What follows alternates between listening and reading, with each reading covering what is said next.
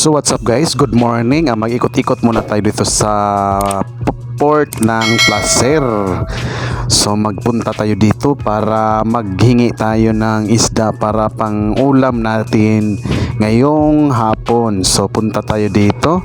Ayan si kuya, may dalang mga ice. Ipapakita ko sa inyo kung gaano kaganda ang bayan ng Placer. So ayan ipakita ko sa inyo. May mga binilad sila dito ng mga bulinaw. Yan presko pa yan nilagay nila dyan. Yan bulinaw. Yan yung mga bangka. Yan binibilad nila yung mga bulinaw dito sa gilid ng port. Yan kita ninyo yung mga buwad na bulinaw.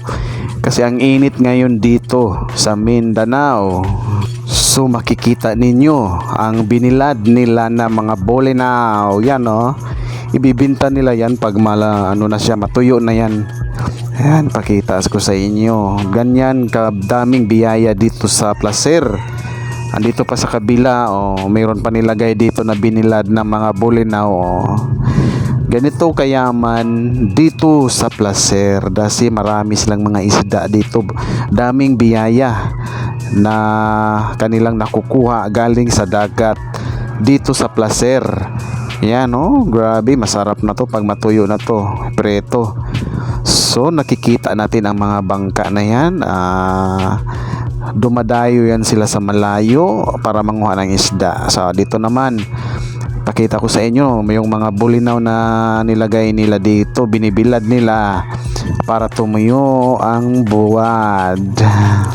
So lami ni kayo day mga bata nagkuha sila sa bulinaw, kailang kilawon. Ayun ko nga ayaw sa ninyo kilawan na guys na mga bata ilang gikaon ng bulinaw, wala pa gani kadyo mabuwad, wala pa maluto sa init. So pakita na ako mo ni siya ang likod sa outside na siya sa pikas sa mga bangka magtingin tayo dyan kasi ilalabas nila yung mga isda na laman dyan sa kanilang lamang bangka. Manghihingi tayo, baka bibigyan tayo ng isda, meron na tayong pangulam. Yan mga magbangka yung mga biyahe nito papuntang mga Palawan siguro, basta malayo. So magpusing-pusing sa tadiriya praying nung gwapo ba, kaya to makita ang background sa likod ba, mga bangka na dagko ba, biyahe ni silaglag. So ako ipakita di ayang kanindot diri sa view diri sa ilang port. So mauna to guys.